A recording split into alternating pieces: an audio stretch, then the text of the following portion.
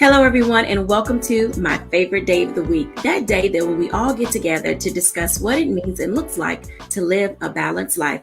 I'm Dr. Jacquie here at Black Star Network, and let me tell you, today's lineup of guests and panelists will truly enlighten us all. You know, time is filled with swift transition, and as we're thinking about all things summer, trying to figure out how do we get our kids prepared and ready to go off to college, the different grades that they're going to, there is so much change that is happening in all of our lives. But when we think about change, it also has a way of leaving us off center, feeling a little bit wonky, if you will. I know I have those days myself where there's just so much going on in my life. There's vacation planning. There's summer school. There are things that are related to how I run my business. And for some of you, that may be the same. Today, our guests will enlighten us on what it looks like to live a balanced life as we all make these various summer transitions. We have today joining us Titania Harris, Corey Briscoe, Jamal Johnson, Dr. Shayna Lewis, Dr. Tierney, and Stacey Owens. Welcome, everyone. Hi. Hey, Dr. Jacquie. Welcome, everybody. Let me just tell you, I have to ask you as we kick off this show, you know, summer is one of those times where people are saying, how do I get myself together for the latter quarter of the year? And seemingly when we're, you know, in May and June, we're not thinking about what September and August may need to look like. In each of your lives, can you just share with our audience for a moment, how do you decide when is a good time to prepare for the last quarter of the year? Dr. Titani. No, I tell her that all the time. She hates when I say that. So everybody, future Dr. Tanny will always be future Dr. Tanny. And so I'm not going to put any pressure on her. So the pressure just keeps mounting as I take these classes. One of the things, first of all, thank you so much for doing this show. I'm excited to be here. Nice to see everyone. So one of the things I do in terms of preparing for the last quarter, I actually prepare for each quarter with by looking at my goals for the first month in the quarter. So if we're talking about the last quarter of the year, I start thinking about those goals in that September, October to sort of just kind of help me navigate what I want to do for the rest of the year. So 1 month at a time, beginning at the beginning of the month, gives you that ability to kind of lay out your plans. And I hope that audience, as you're listening, that you're taking these good tips and notes. You have literally sitting right here in front of you, experts who can tell you how to begin to organize, plan, and prepare. Stacey Owens, tell us.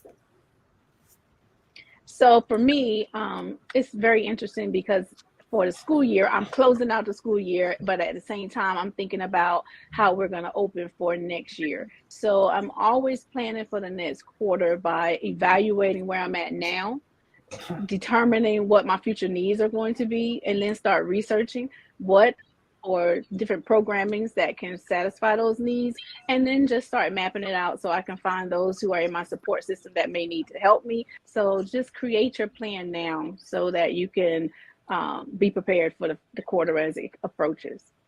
All right, Dr. Tierney, tell us.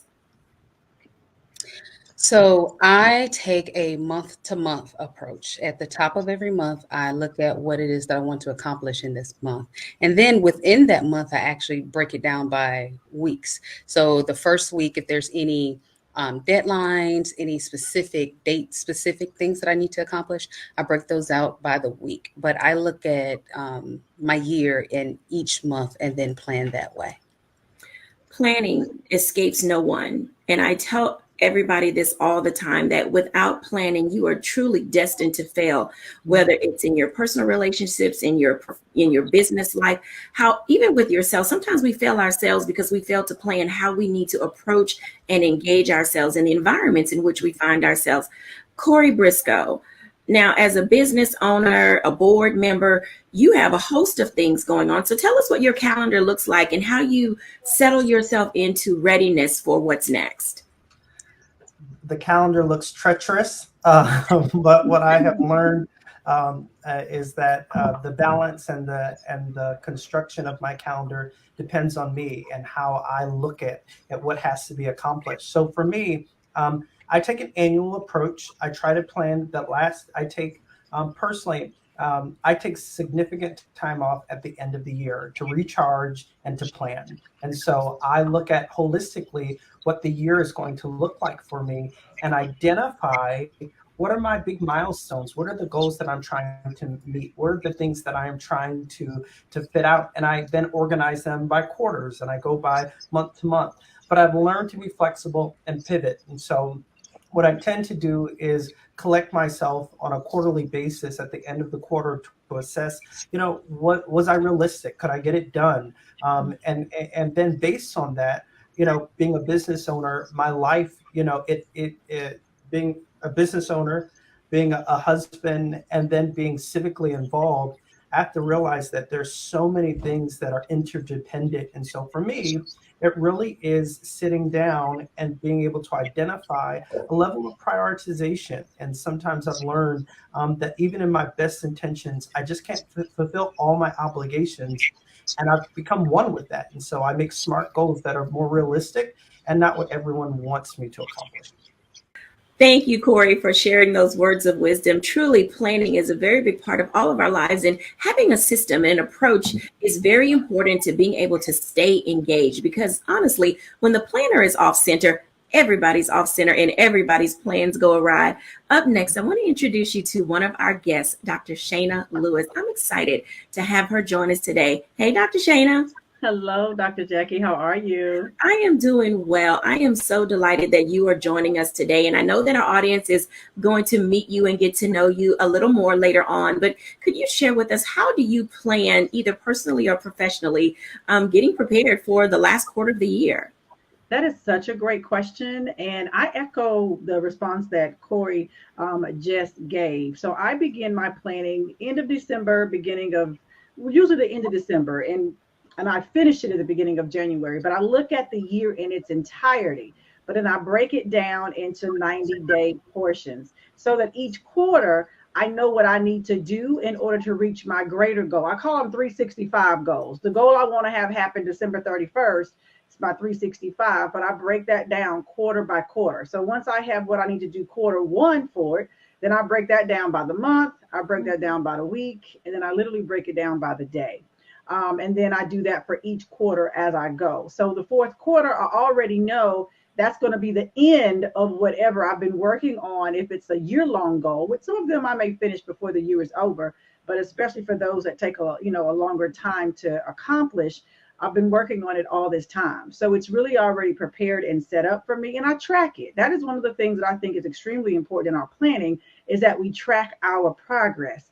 I created an entire 90-day tracking journal for that purpose, because what we do not measure, we do not meet usually. So we have to make sure that we're tracking it. So for me, the planning piece and the tracking piece are the two most important parts of preparing for any quarter, but especially as we prepare for the end of our year. Thank you so much for sharing that. Did you guys catch those words of wisdom that she just gave? Honestly, planning is a process. There is an art and a joy to balanced living, and being able to do so also requires you to understand who you are, where you're going, and what works best for you. Our next guest, which I can't wait for you guys to talk to him, Pastor Jamel Johnson. Welcome, sir. Hello, how are you doing? Thank you for having me, Dr. Jackie. I am delighted that you are here. Now, you're going to tell us a little bit more who you are later on in our show, because I'm excited to have a one-on-one with you. But in your work as a pastor and your planning for your personal life and for your family, what does that look like for you? Because oftentimes people think the pastor's work is only at the church, and we all know that not to be true. Right. And I actually echo everyone's sentiment. But there are two words that I will pull and extract from everyone's response. Smart prioritizing. Smart prioritizing. One of the things in being a pastor, I'm on call 24/7. I wish it was just Sunday morning, but I'm on call 24/7. So there are some things that I may have in the book that may have to be erased or moved around, especially considering how life events can alter our daily schedule. But then being engaged in the community.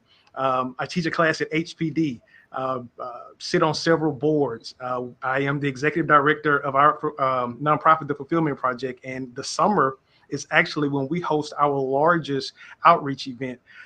So for me, it's really about having smart prioritizing, identifying the things that are important. Once I identify those things that are important and need my hand specifically, then those are the things that I dial in on. And a big thing in being a pastor is delegating. I think that helps me be able to be as effective as I can be, and ensuring that there are some team players that wear the same jersey that I do that can go out and help me meet some of those things, those responsibilities that I have to meet on a daily basis. Did y'all hear that? I think that there's a quote that says, if you want to go fast, go alone. If you want to go far, go together. And today, what you just heard are a few tips and ways in which you can discover how to balance your life by having smart goals, planning ahead, looking at your calendar a year in advance, knowing who it is that you want to take with you. But most importantly, don't leave yourself out. Include yourself in your plans so that you can enjoy the summer vacation. You can enjoy the things that you're trying to accomplish. When we come back after the break, we're going to get a little bit more specific. Some of you out there are trying to figure out how to get your kids not only through graduation, but you're trying to discover how to prepare them emotionally, spiritually, socially, coming through this pandemic to get ready for their next grade in life. When we're back after the break.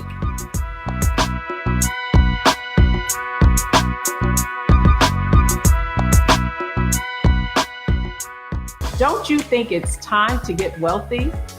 I'm Deborah Owens, America's Wealth Coach, and my new show on the Black Star Network focuses on the things your financial advisor or bank isn't telling you.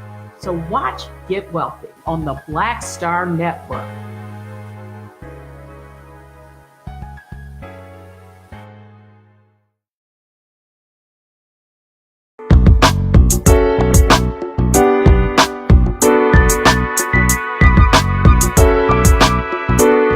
Welcome back to A Balanced Life. I'm Dr. Jacquie, and I am so delighted with the guests and the panelists that we have today. You know, summer is a time of readiness. I know you've already got your passports ready, you booked those tickets, and you're preparing for vacation. But before you can get to that, some of you are in that space where you're trying to figure out how you're going to deal with being an empty nester if your child is graduating and going off to college. Others of you are trying to figure out what I'm going to do with my second grader, soon to be third grader, my kindergartner, soon to be first grader. And let me just say, each of these ages and stages in which we find our children, now, whether they're your kid that you raised or you're raising someone else's kid, whether it's a niece or a nephew, we all have say in what happens in the lives of our village members. And so let's get this conversation started. Hey, gang, come on back in.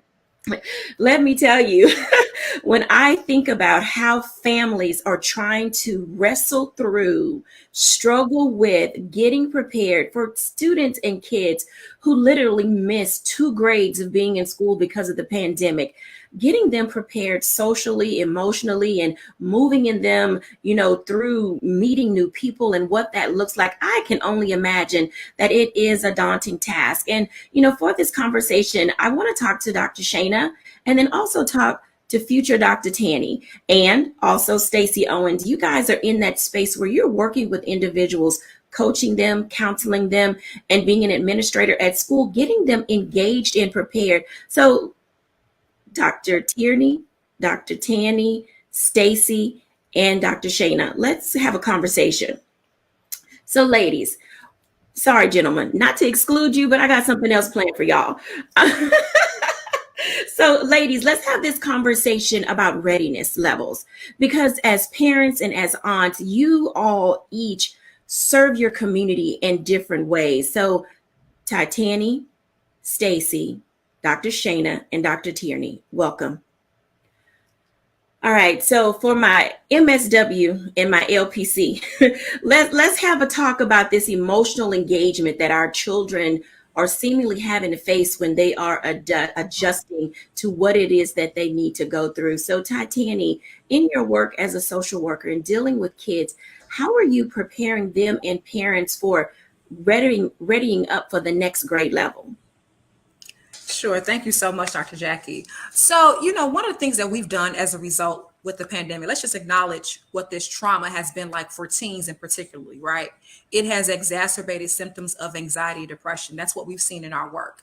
And so we started our teen talk workshops as a result of the pandemic to sort of address those issues. I think one of the other things is to acknowledge that change is inevitable. This pandemic has shown us that change can happen anytime. And change is also hard because of the unknown, right? It's this fear of not knowing what's going to happen, whether it's a big or small change, right? And so things like graduations, new jobs, new relationships, parenting your children, these are things that can sometimes cause worry. And so some of the tips that we've given, not just parents, but for parents to share with their youth is how to manage the changes, how to manage the transitions. And so one of the first things I think about is redirecting the uncertainty. And what do I mean by that? We have to live in the moment and give ourselves grace and focus on what's real and not what we think will happen. And also another thing would be what we talked about early is having a plan, right? Some people like to have a plan. Some folks don't. I would encourage parents to have a plan because there's no right or wrong way to do things. But when a major life change happens to unfold, it might be good to have a plan. And so this helps alleviate some of that uncertainty and makes it easier to embrace the change. Embracing change. So Dr. Shana, tell us a little bit about who you are and what you do, and help us and our audience identify and understand how to deal with these levels of change and anxiety that people go through so that they can begin to build a toolkit that will aid them with these varying levels of change. Well, Dr. Jackie, that is an excellent question. That's loaded. So I'm going to try to take it a little bit at a time and just offer a few things for folks to think about. Well, I do have 20 years of experience as a licensed professional counselor. My specialty has been working with women and adolescent girls related to stress, transition, depression, relationship problems, and things of the sort. And so when you ask the question, how do we deal with the anxieties and how do we deal with the change? My sister said a minute ago, it has skyrocketed in the pandemic, not just for our children, but our peers and colleagues, the adults. We have struggled as much as our children have. One of the key things that I ask folks to consider how do we manage this anxiety? How do we deal with all this transition? And it is what we've heard. It's creating structure. When we have structure in our lives, we have an expectation for what is about to happen. Now, there's structure with flexible thinking that needs to go with it.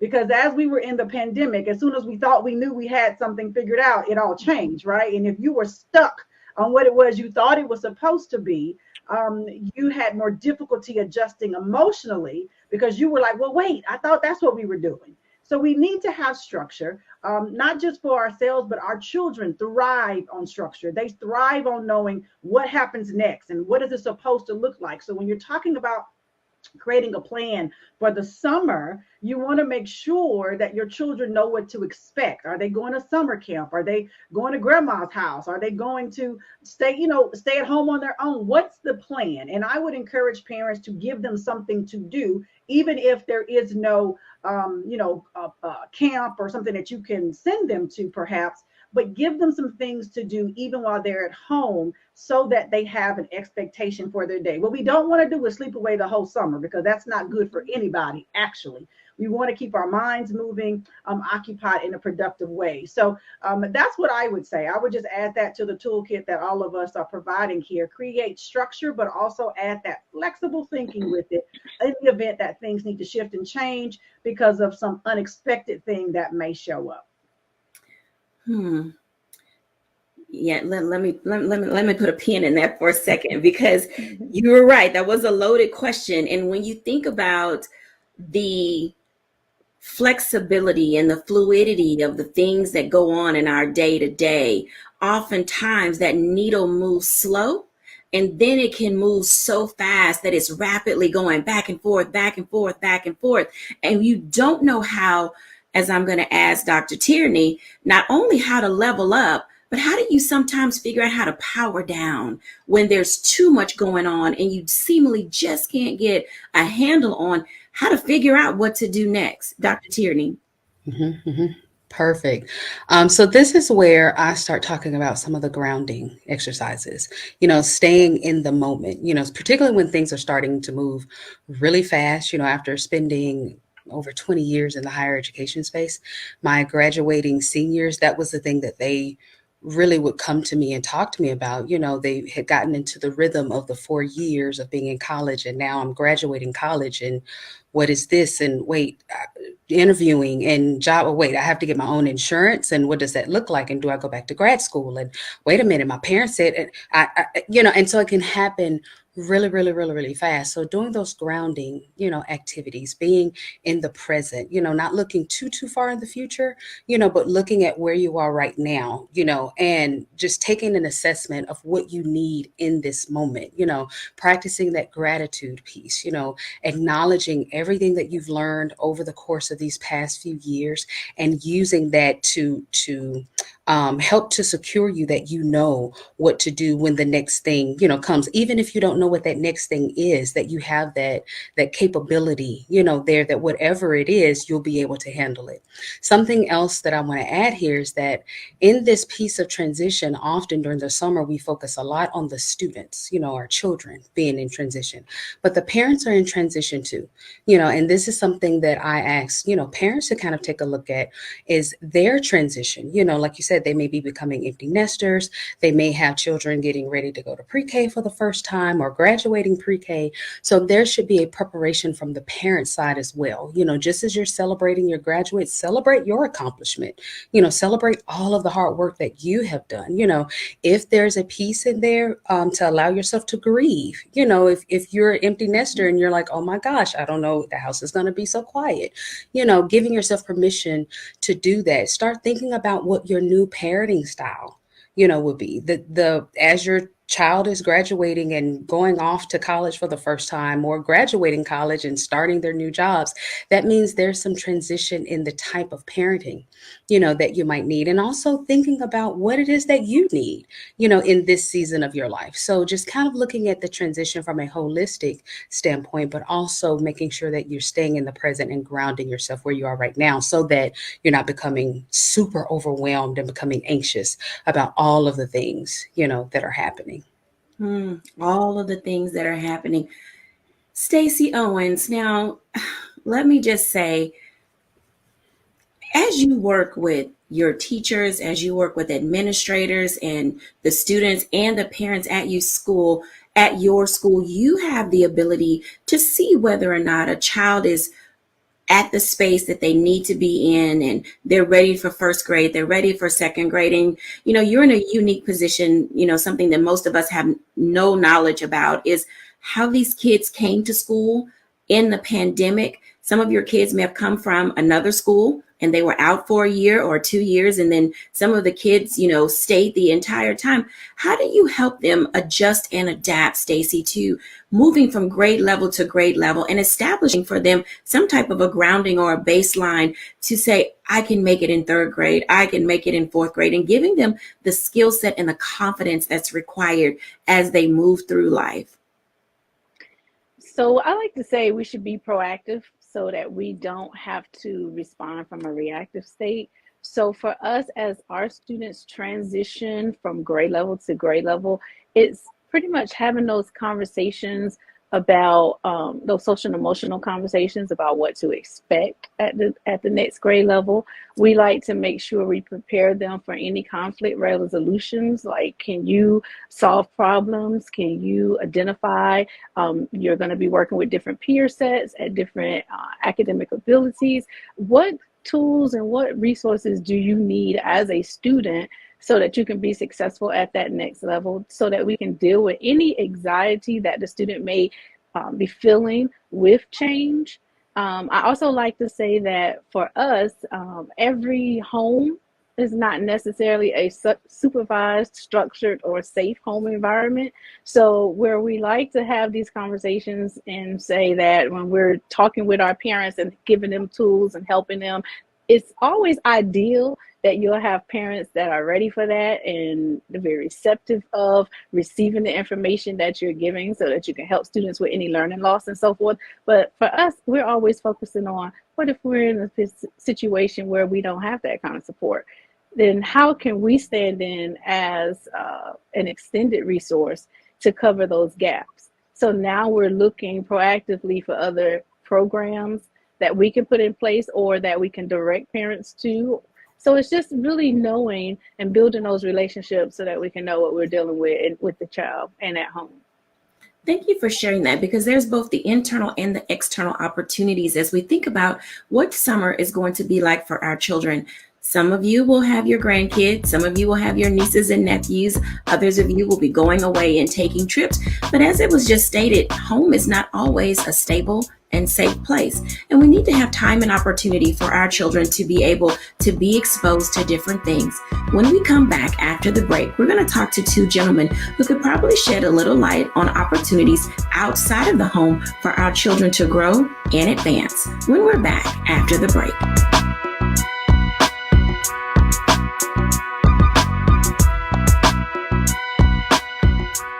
Pull up a chair, take your seat.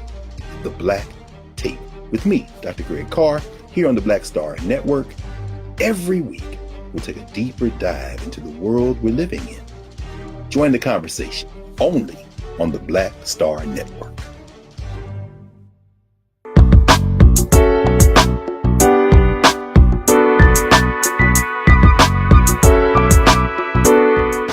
Welcome back, everyone, to A Balanced Life. And as you can tell, we are helping you fill your basket, fill your toolkit, fill your arsenal with the tools and the tips that you will need to be ready for summer. Whether it's your first summer job, whether you are trying to discover and figure out what to do with yourself or with your kids over the summer break, here is where you can find some opportunity to stay sane. I'd like to talk now to Pastor Jamel Johnson and Corey Briscoe.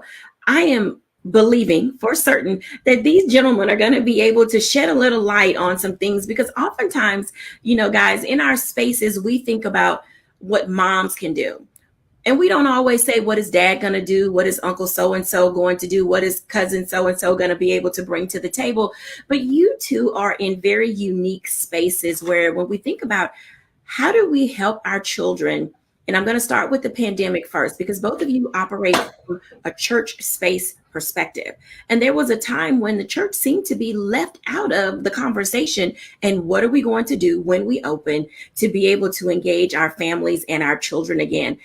So I want to start with Pastor Johnson to talk a little bit about the church. Seemingly the church was left out during the pandemic, knowing when to open, what we were going to do, how we were going to stabilize our families. So Pastor Johnson, how did the pandemic work for you in the church, and now going forward, preparing our students for activity? Great question. To be perfectly honest with you, our church never closed during quarantine. Now, I know that may sound a little scary, because there's a mandate. Nobody was supposed to be in large gathering spaces, but our building closed, but our church didn't close. Mm-hmm. So I know that may be a flip on your question, but maybe a year prior to the shutdown, we actually started to engage our partners, and that's what we call our parishioners partners, to see our online campus is not just an option if you're running late, if you had to work over, but really see it as another place to have church. So in 2018 up through 2019, we really actually promoted our online experience just as if you would come into the building. So we already had things in place. So when we were out of the building, we just told people to meet us online. And so throughout the course of quarantine, we learned how to let technology be our friend. And so we adapted so many different new ways of doing ministry, so many different ways of connecting with parents, having Zooms with parents prior to the actual Sunday, where we would coach them in how to actually have Bible study with their kids, sending them the material, and everything was electronic. So we actually learned how to embrace that space rather than allow the shutdown to embarrass us. I believe earlier there was a word that was used about pivoting. And there are so many industries. I was in a meeting this last week, and they said that young thought leaders of this generation have caused industries to pivot and change. And the lasting message was, if you aren't willing to change, you won't be existing. And so there are so many opportunities that now have been made available that were not available prior to, because so many things had to happen in a brick and mortar, but now online is available. So this summer there are entities that are getting back to the face-to-face, where I believe that families could utilize that, but there are also places that are online. Virtual experiences where a child can be inside of their home, but they can also take a walk through the White House virtually. And it could be something that the family could do together. Or here in the city of Houston, which we are blessed with such diversity and such richness, there are so many different free options that I believe families could take advantage of that really allows a holistic approach. The museums, our zoos, I mean, so many things that were closed down during quarantine. But I honestly believe, to answer your question, it's really about being plugged in and being knowledgeable of what's around you, and then taking advantage of the opportunities that will help also foster new opportunities, new experiences, and expose your children to things that they may now grow up to be 10 to 15 years from now. Thank you for sharing that. You mentioned the word adaptability, and earlier someone mentioned the word flexibility. And then, I know one of Corey's favorite words is pivot.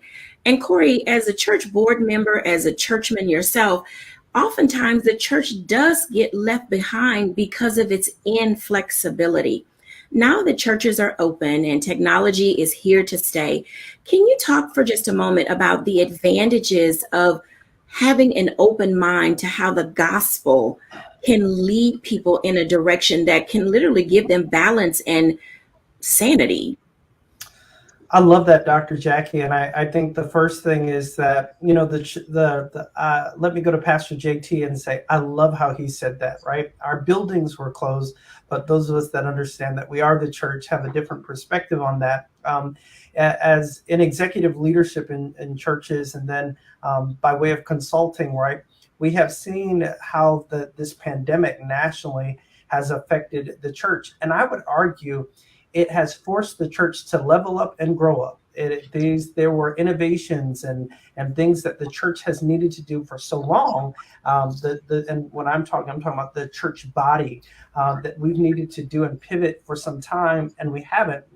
And sometimes the good Lord makes us do things that cause us to go beyond what we think and understand. But really, as you say, to become better and more effective witnesses of the gospel. And so when we look at churches and the disruption in technology and the disruption in industries that was referenced earlier, the church is not immune to that. And what it has caused us to do is look and assess, are the things that we're doing, are they producing a return on our investments? Are they the most capable? Is it internal or is it external? And how is it allowing for the witness of the body of Christ to show up? And so, when I look at where we are and how we can use technology and how we can use this new kind of state of being, it's actually an incredible moment for the church to shine and to show how the gospel, despite being place-based, right? It doesn't need to be place-based. It just literally needs to be shared. And so whether social media or online presence or chat rooms, or even now they've got metaverse church, right? They've got all of these new technologies that are allowing us to be innovative in the gospel. And so I'm looking at our youth ministries, and we are now literally, you've got Roblox and all the games that your kids would understand. They play it all the time. Well, let's create a church version of that. Let's talk about how we build up communities and all of these things that they are so proud to do and enjoy doing. And in tandem, what they're doing and what they're getting is exposure to the gospel. So we have to think unconventional. And I'm grateful for what, I hate to say this, for what the Lord has allowed for the church to experience. All right, gentlemen, you guys said a couple of mouthfuls, but that whole what the Lord has allowed is tripping a whole bunch of people up. Yeah. When we come back after the break, I want the group to gather together to talk about how do we overcome what we thought was impossible as it relates to this pandemic. We have masked up, gloved up, we are washing our hands, we're using hand sanitizer, and then all of a sudden, the world is wide open. And in that openness, it is causing us to pause just a little bit and say, I don't know about this. So when we come back after the break, we're going to get a few tips on how to really embrace going forward and getting out into the world again when we're back after the break.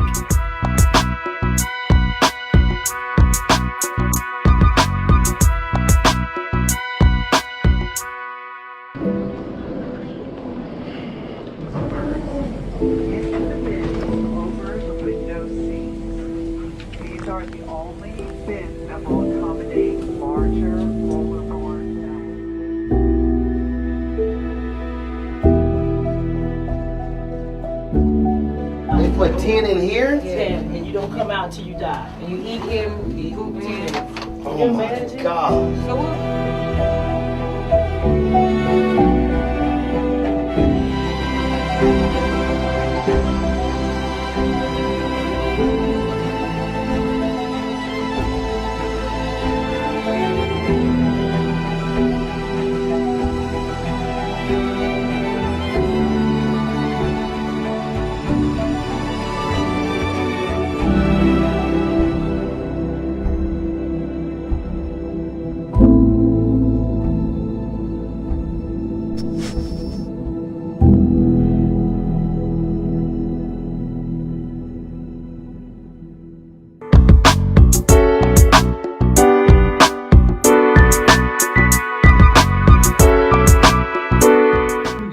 Welcome back, everybody. Come on back in. Let me just say, we're back after this break. And, everyone has given us some good tips and tools related to how do we move ourselves forward with our families? How do we get ourselves prepared for the next quarter? I have to say, it's very important to back into your year. Start in December. Move yourselves forward. Know what it is you want to do and be able to put a plan in place. But this pandemic, oh my goodness, has tripped us all up. I'm going to invite everybody back in so that we can get a few tips from each person about how do we settle ourselves and say, this is the next new normal. And no matter how much we think that this COVID-19 virus or any version of it is going to go away, sadly, the CDC says it is here to stay. So with that in mind, Corey Briscoe, what is one thing that you can say to help people embrace and just get out there and go? Before the pandemic happened, right? We just went. We were driving ourselves into the ground. And now we've actually been able to pause and assess whether we need to participate in those things that sometimes we didn't want to participate in anyway. And so what I tell people to do is do this, right? Identify what is going to bring the most value to your life, whether it is socially, whether it is fulfillment. Start there, looking at how the thing that you can do, right? Getting back into it, whether it's, introvert versus extrovert. Some people say, I haven't had people connection, that I'm an extrovert and I need that. Well, maybe it's a small intimate group, where maybe it's going to a small networking function that is observing COVID protocols that makes you feel space. But I tell people this, it is about what you need and not what you are mandated to do. And that's in the essence of, as we've learned, COVID has taught us, even things that we thought we need, we don't necessarily need it. I sure freed up my time. Dr. Shana, give us some tips on how to move on. So one of the things that I share with my clients, Dr. Jackie, is to control the controllables. What do I mean by that? There are going to be a lot of things in this world that we have absolutely no control over. And when we spend excessive amounts of energy trying to control something that we don't have the authority, the power, the resource, whatever it might be to control, we only make ourselves feel worse. We're the ones left frustrated. So at this time, when we're figuring out how do we create what life looks like now moving forward, I say figure out what are the components of your world that you do get to control and focus there. You get to decide what you do with your person. You get to decide what you do with those who are connected to you, whether those are your children or what your family decides to do. Taking care of yourself. I'm a major proponent of self-care. I encourage us to do that in order to maintain our wellness so that we can show up in this space of uncertainty that may happen. But while we're controlling the things that we can, we actually feel at more peace.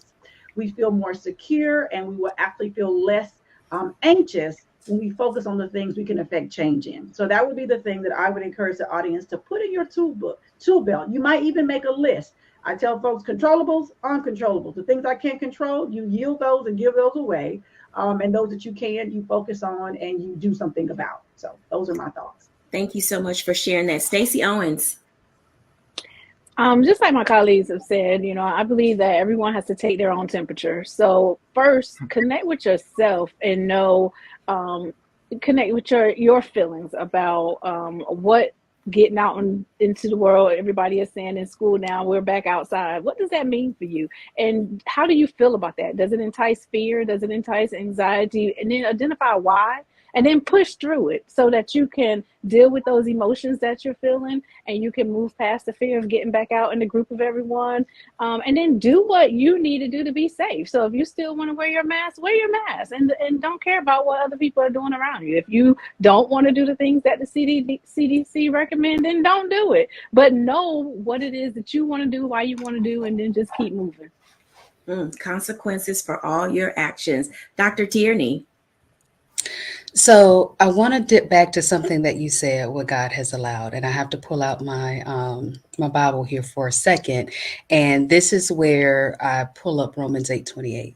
All things work together for the good. Not that it is good, but as we find ourselves in this transition, the ups, the downs, the uncontrollables, the things I didn't expect, the things I wasn't sure of or didn't know that was going to happen, we have to remember that all things work together, and so let that be your guiding beacon as you are finding yourselves in these transitions, making your plans, maintaining your flexibility, even if things happen that were not necessarily that good or don't feel that good.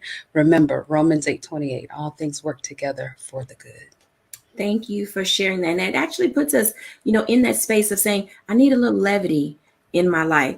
Pastor JT. Yes, ma'am. Everybody has said everything that I was going to say. So I will just say ditto, but I will add this. The pandemic taught us that it's better to be planted in soil than cement. There are so many things that we believed had to happen or had to exist, and we put cement around them and made them monuments. But we saw over the last 2 years that those monuments came down, going all the way to our favorite Sears and Roebuck. It's not here anymore.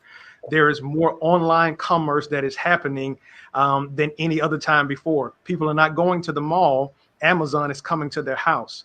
So when you understand that there has been a shift, a worldwide shift, you will now challenge yourself to be planted in soil and then allow the tree to produce the fruit. Because the fruit on the tree is what dictates what the tree is, not the tree itself. So you just stay planted and continue to grow. And the fruit that come forth, that's going to be what's going to sustain you in this season and the season beyond.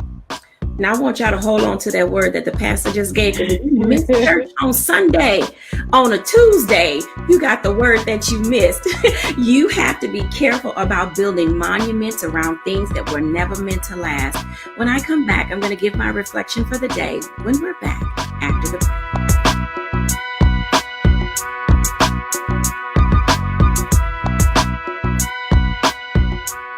It's time to be smart. Roland Martin's doing this every day. Oh, no punches! Thank you, Roland Martin, for always giving voice to the issues. Look for Roland Martin in the whirlwind, to quote Marcus Garvey again. The video looks phenomenal, so I'm really excited to see it on my big screen. Support this man, Black Media. He makes sure that our stories are told. See, this difference between Black Star Network and Black-owned media and something like CNN. I got to defer to the brilliance of Dr. Carr and to the brilliance of the Black Star Network. I am rolling with Roland all the way. Honored to be on a show that you own. A black man owns the show. Folks, Black Star Network is here. I'm real revolutionary right now. Wow. Roland was amazing on that. Stay black. I love can't commend you enough about this platform that you've created for us to be able to share who we are, what we're doing in the world, and the impact that we're having. Let's be smart. Bring your eyeballs home. You can't be black-owned media and be scared. You dig?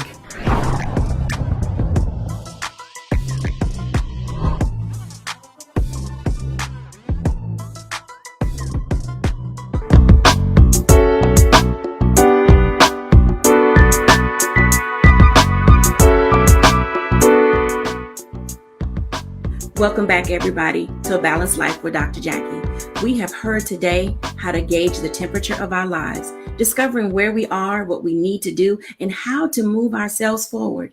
We have even discovered how to guard our hearts so that we don't put ourselves out there too soon, too fast, to do too much in a season where we may need to just kind of step back and settle in. But then most importantly, how do we guide ourselves in order to be able to move forward? Each and every day, we are going to be challenged on the left, on the right, and sometimes you're going to get stuck in the middle. But I hope today that you've been given some tips and tools by our guests and our panelists on how to reach into that toolkit, figure out the things that are for you and say yes, and those things that are not for you, be comfortable with saying no. This is all a part of discovering and how to live a balanced life. Thank you, everyone, for joining us, and I look forward until we are together next time. Bye now.